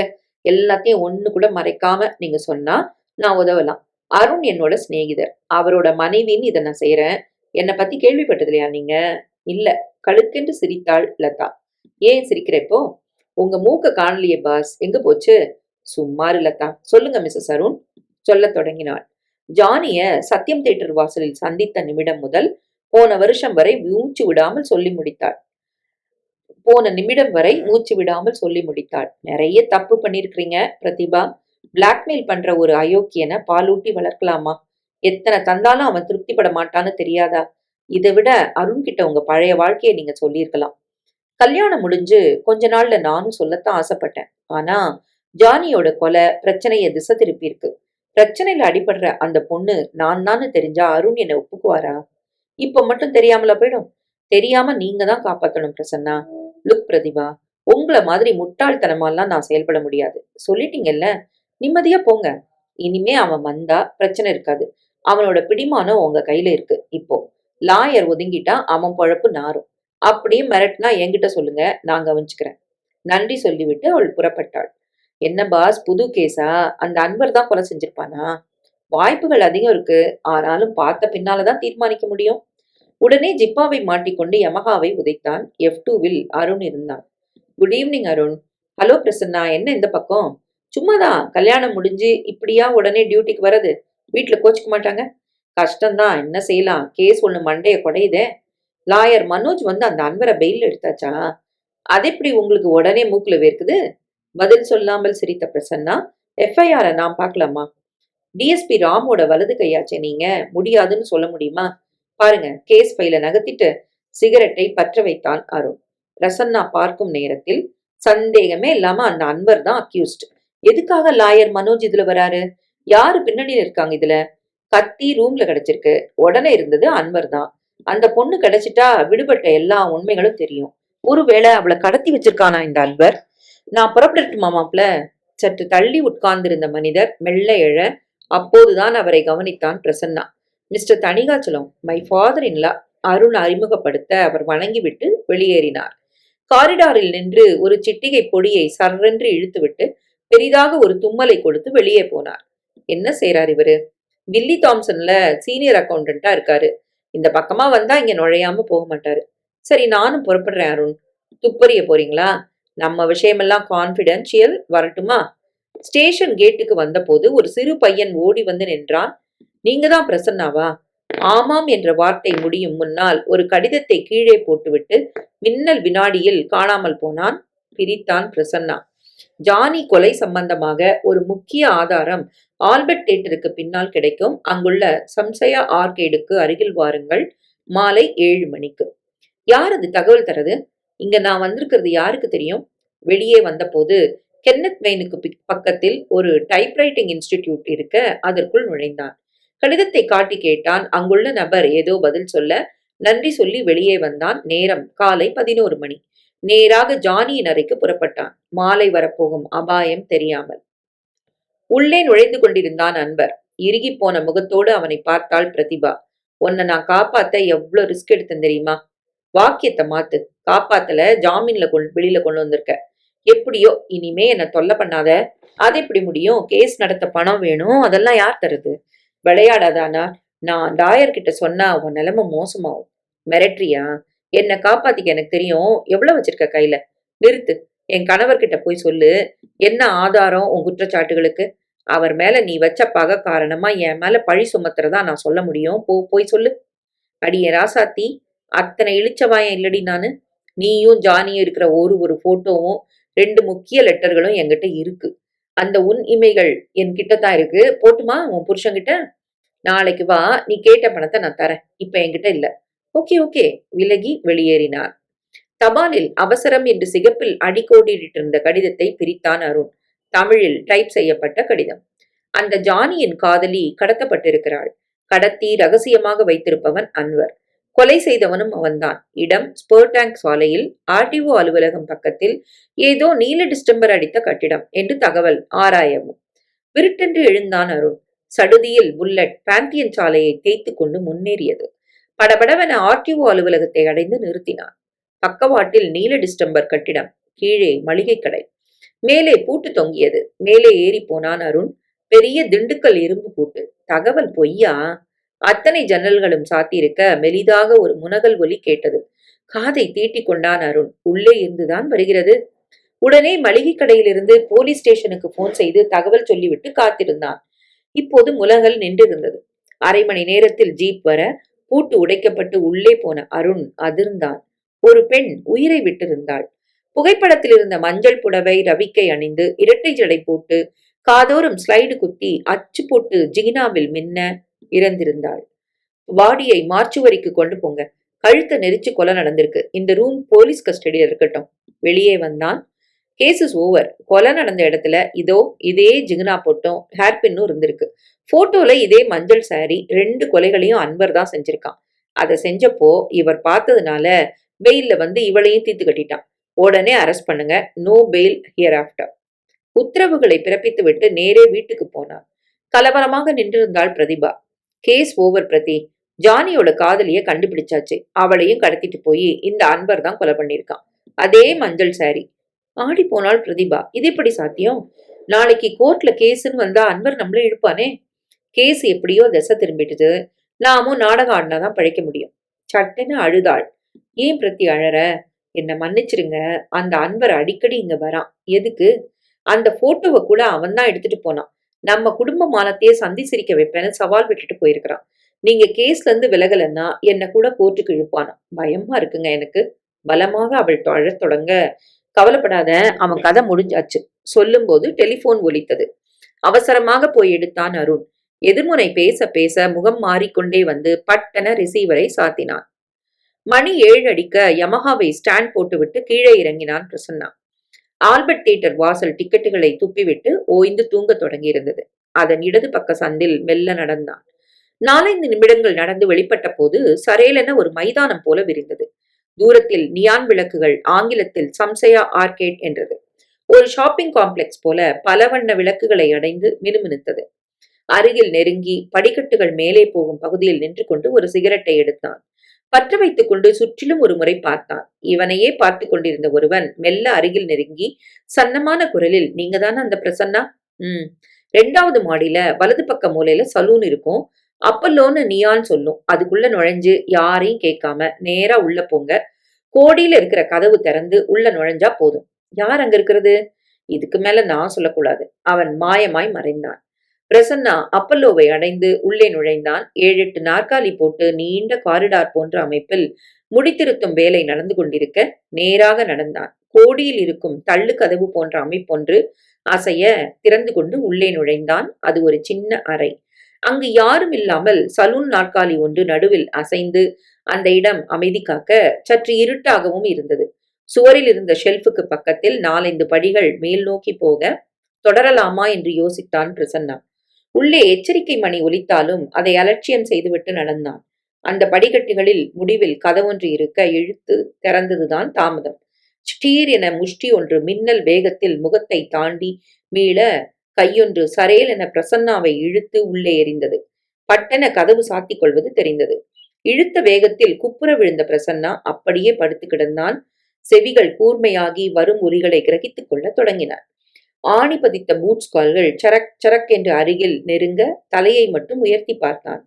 சினிமா ஜிஸ்டின் போல ஏறுமான உயரத்தில் நல்ல தேகக்கட்டோடு வந்து கொண்டிருந்தான் ஒருவன். அகலமான முகத்தில் கண்கள் ஒரு கோடாக இருக்க முண்டு முண்டாக கன்னப்பிரதேசம் தூர்த்தி கொண்டிருந்தது. யார் நீ? மெல்ல கேட்டான் பிரசன்னா. மின்னல் வேகத்தில் அந்த ஆணி பூட்ஸ்கள் பிரசன்னாவின் முகத்தை குறிவைத்து இறங்க ஒரு நொடி, ஒரே நொடிதான் தன் பின்பக்கத்தை தரையோடு அழுத்தி தேய்த்து கால்களை திடுமென்று ஊன்ற ஒரு விதம் வழுக்கி கொண்டு தரையோடு கீழ்ப்பக்கமாக மீன் போல லாவகமாக நழுவி விரிந்த அவன் கால்களுக்கிடையில் உடம்பு வரவும் முகத்துக்கு வந்த கால்கள் தரையில் பதிந்து அவன் பேலன்ஸ் அவரவும் சரியாக இருந்தது. அந்த நொடியை தனக்கு சாதகமாக பயன்படுத்தி கொண்ட பிரசன்னா கால்களை அப்படியே செங்குத்தாக உயர்த்தி அவன் கழுத்தை லவக்கென்று கவ்விக்கொண்டு எழுந்து நிற்க முயல அவன் தடுமாறி சரிந்தான். சரிந்த வேளையில் பிரசன்னாவின் கால்கள் அவனுடைய காதும் கன்னமும் சேருமிடத்தில் வெடித்தது. அடுத்தடுத்த அடிகளை மழையாக பொழிய அவன் சோர்ந்து போனான். துவண்டு சரிந்தான். நிதானப்படுத்திக் கொண்ட பிரசன்னா ஒரு சிகரெட்டை உதட்டில் பொருத்தி லைட்டரை உயிர்ப்பித்த நிமிடம் சரக்கென எழுந்து வாசல் பக்கம் பாய்ந்தான் அவன். பிரசன்னா பின்னால் துரத்த பட்டென முகத்தில் மூடிக்கொண்டது கதவு. அவசரமாக திறந்து வெளிப்பட அவன் போன திசை தெரியவில்லை. சலூன் நாற்காலி மட்டும் அசைந்து கொண்டிருந்தது. உடனே போகாமல் அந்த அறையை மேலோட்டமாக ஒரு முறை ஆராய்ந்தான். ஜன்னல் பக்கமாக வந்து எட்டி பார்த்தான். இவனிடம் இருந்து தப்பித்த தடியன் நேர் கீழே முதுகை காட்டியபடி யாருடனோ அவசரமாக கைகளை ஆட்டி பேசிக் கொண்டிருக்க, அந்த பேசும் நபரை கவனித்த பிரசன்னா அதிர்ச்சியின் உச்சிக்கே போனான். போலீஸ் ஸ்டேஷனுக்கு பிரசன்னா வர அருண் சிரித்தான். என்ன நேத்திக்கு பூரா ஆளையே காணல, பதில் பேசாமல் என்னாச்சு உங்க கேஸு என்றான். முடிஞ்சாச்சு, அந்த அன்பரை மறுபடியும் அரெஸ்ட் பண்ணியாச்சு. ஆர்டிஓ ஆபீஸ் பக்கத்துல திரும்பவும் ஒரு கொலை நடந்திருக்கு. திரும்பவும் கொலையா? எஸ், அந்த ஜானியோட காதலிய கடத்திட்டு போய் இந்த அன்பர் கொலை பண்ணியிருக்கான். அதே மஞ்சள் புடவை, ஹேர் பின், அச்சு பொட்டுன்னு சகல குழப்பங்களும் தெளிஞ்சு போச்சு இப்போ. தனக்கு அந்த பொண்ணு கிடைக்கலன்னு ஜானியை தீத்து கட்டியிருக்கான் அன்வர். கொலைய பார்த்த சாட்சி அவதான். அதான் அவளை கடத்தி வச்சு அவளையும் முடிச்சிட்டான். லாக்அப்ல கொண்டு வந்துட்டோம். ரெண்டுமே நான் செய்யலன்னு சாதிக்கிறான். போலீஸ் சிகிச்சைகளை உபயோகப்படுத்தினா தன்னால நெஜத்தை கக்கிட்டு போறான். என் வீட்டுல போய் பிரதிபாவை வேற மிரட்டியிருக்கான். சரி, ஆர்டிஓ ஆபீஸ் பக்கத்துல கொலை நடந்த தகவல் உங்களுக்கு எப்படி தெரிஞ்சது? இதோ இந்த மொட்டை பெட்டிஷன். வாங்கி பிரித்த பிரசன்னா உருவம் சுருக்கினார். தனக்கு வந்தது போல அதே காகிதம், அதே ரக எழுத்துக்கள், அதே டைப்ரைட்டரில் தான் இதுவும் அடிக்கப்பட்டிருக்க வேண்டும். ஏன் இன்ஸ்பெக்டர், கொலை நடந்த இடத்த எவனோ ஒருத்தன் லெட்டர்ல தெரிவிக்கிற அளவு அஜாக்கிரதையா கொலை செய்வானா நண்பர்? என்ன சொல்ல வரீங்க பிரசன்னா? இப்ப எதையும் சொல்லல, ஆதாரங்களோட சரியான இடத்துல சொல்றேன். ஆனா நீங்க சில கசப்புகளை விழுங்க வேண்டியிருக்கும் மிஸ்டர் அருண். புரியல. கடந்த காலத்தை பத்தி யோசிக்காம எதுவானாலும் மன்னிக்கிற மனப்பக்குவம் உங்களுக்கு உண்டா? இருந்தா சரி, இல்லைன்னா அதை நீங்க வளர்த்துக்க முயற்சிக்கணும். நீங்க பேசுறது எதுவுமே எனக்கு புரியல பிரசன்னா. எல்லாமே புரிய வேண்டிய நேரம் வந்தாச்சு அருண்.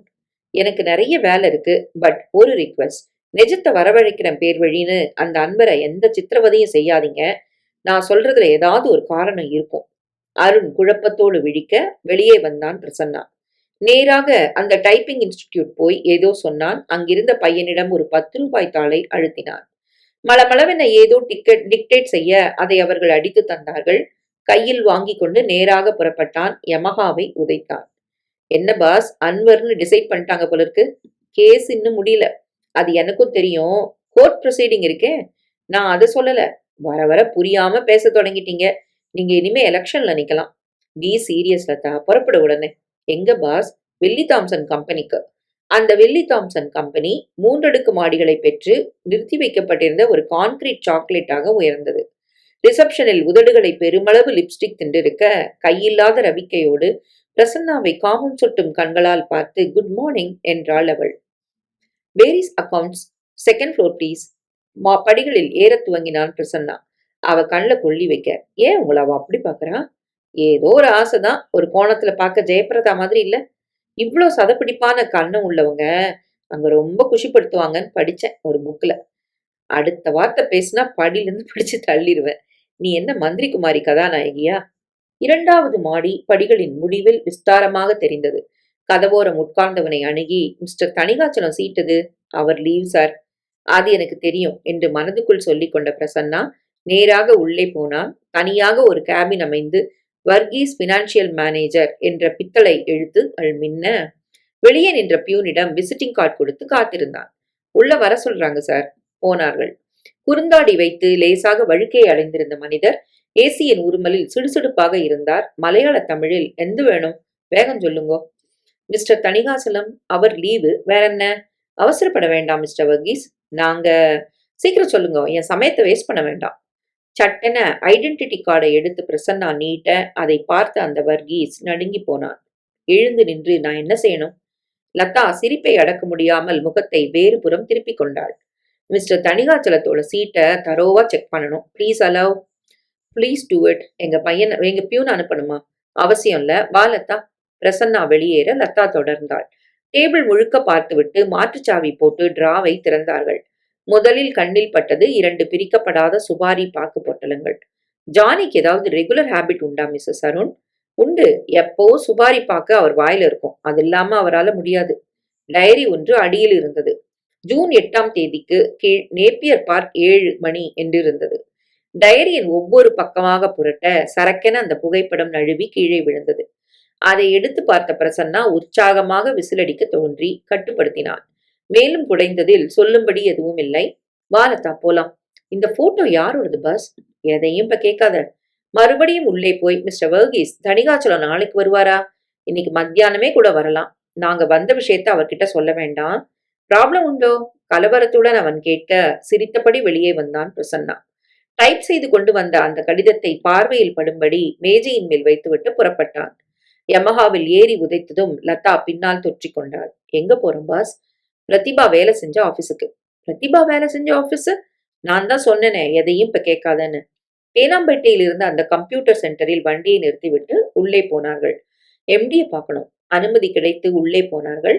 போனவுடன் கார்டை காண்பித்து விட்டான் பிரசன்னா. உடனே பவ்யமான அந்த எம்டி, நான் என்ன செய்யணும்? பிரதிபா ரிசைன் பண்ணது எப்போ? யாரோ கிரைம் இன்ஸ்பெக்டர் கூட கல்யாணம் நிச்சயமான உடனே. என்ன லோன் தொகை சாங்ஷன் பண்ணீங்க? அவங்க பிஎஃப்ல கிட்டத்தட்ட 15 இருந்தது. 8000 லோனா கொடுத்துட்டு அதுக்கும் வட்டி போட்டு மீதியை போன வாரம் செக் மூலம் செட்டில் பண்ணோம். அவங்க லோன் வாங்கிட்டு போன மறுநாள் யாராவது இங்க வந்தாங்களா? ஐ திங்க் அவங்க ஃபாதர்னு நினைக்கிறேன். Well set, thank you sir. எழுந்து கொண்டான் பிரசன்னா. வெளியே வந்தான்.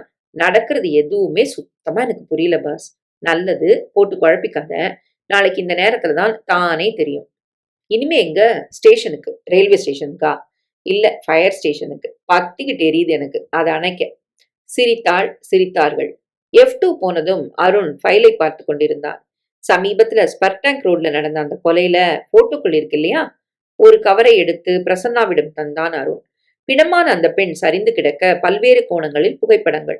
கூர்ந்து கவனித்தான் பிரசன்னா. அருண், இவதான் அந்த ஜானியோட காதலிங்கிறது உங்க ஆர்குமெண்ட் இல்லையா? ஆர்குமெண்ட் இல்ல, நிஜம் அதுதான். வெல், எதை வச்சு அப்படி சொல்றீங்க? தொலைஞ்சு போன அந்த போட்டோவை நல்லா நான் பார்த்திருக்கேன். அதே மஞ்சள் புடவை, ரெட்டை ஜடை, மத்த ஆதாரங்களும் பொருந்தது. மஞ்சள் புடவையும் ரெட்டை ஜடையும் போட்டு எந்த பொண்ணு வந்தாலும் அவ ஜானியோட காதலி தான் இல்லையா? பிரசன்னா, நீங்க சொல்றது எனக்கு புரியல. சடக்கென அந்த புகைப்படத்தை எடுத்தான் பிரசன்னா. இதுதானே நீங்க தொலைச்ச போட்டோ? எக்ஸாக்ட்லி, துள்ளினான் அருண். இத இப்ப நல்லா பாருங்க அருண். பார்த்தான். எஸ், அதேதான். என்ன புதுசா இதுல? கழுத்தும் முதுகும் சேரக்கூடிய பகுதியில உருண்டையா இருக்கிற மச்சம் உங்க கண்ணுல படல? ஆமா, அதுக்கு என்ன இப்போ? அது கொலை செய்யப்பட்ட பொண்கிட்ட இருக்கான்னு போட்டோல பாருங்க. பார்த்த அருண் அதிர்ந்தான். அது இல்லை. சோ, கொலை செய்யப்பட்ட பெண் ஜானியோட காதலி இல்ல. இதே உடைகளோட ஒரு பொண்ணு ஏறத்தாழ இதே உடல்வாகுல தேர்ந்தெடுக்கப்பட்டு தயார் பண்ணப்பட்டிருக்கா. கடத்தப்பட்டு கொலை செய்யப்பட்டிருக்கா. மொட்டை கடிதாசம் மூலம் உங்களை அங்க வரவழைச்சு நம்ப வச்சு அன்வர் பக்கம் முழுசுமா உங்க பார்வையை திருப்பி அன்வர் குற்றவாளியா பட்டிருக்கான். நிஜ குற்றவாளி அன்வர் இல்ல. 2 கொலைகளையும் அவன் செய்யவும் இல்ல. வேற யார் பிரசன்னா? பதறினான் அருண். கல்யாணத்துக்கு முன்னால பெண்களுக்கு ஒரு காதல் வாழ்க்கை இருந்தா அது சரியா தப்பா அருண்? திடீர்னு டாபிக் மாறுதே. தொடர்பு உண்டு, கேள்விக்கு பதில் சொல்லுங்க. அதுல தப்பென்ன இருக்கு? எல்லாருமே சொல்றோம். ஆனா நம்ம மனைவிக்கு முன்னாள் காதலன் ஒருத்தன் இருந்தா ஒப்புக்குவோமா? என்ன தப்பு? நம்ம மனைவின்னு ஆன பின்னால தானே அவ நமக்கு சொந்தம். அதுக்கு முன்னால என்ன இருந்தாலும் கேட்கறதுக்கு நம்மளுக்கு என்ன உரிமை? கல்யாணம் முடிஞ்ச பின்னால நமக்கு விசுவாசமா இருந்தா சரிதான். சொல்றது சுலபம் அருண், நடைமுறையில ரொம்ப கஷ்டம். நீங்க மறுக்கலாம், நான் ஏத்துப்பேன் அத. இது நிஜம்தானா? இல்ல மாறுவீங்களா? சத்தியம் மட்டுமா? என்ன அவசியம் இந்த பேச்சுக்கு? Please make your mind. ஜானியோட முன்னாள் காதலி வேற யாரும் இல்ல, உங்க மனைவி பிரதிபாதான். அருண் அடித்து வைத்த சிலையாக இறுகி போயிருந்தான். அசையவே இல்லை. தொடர்ந்து சொல்லிக்கொண்டே வந்தான் பிரசன்னா. அந்த அன்பர் ஒரு அயோக்கியன் தான். இத தனக்கு சாதகமா பயன்படுத்திக்கிட்டு பிரதிபாவை தொடர்ந்து பிளாக்மெயில் செஞ்சிருக்கான். ஆனா கொலைகளை அவன் செய்யல. வேற யார் பண்ணது?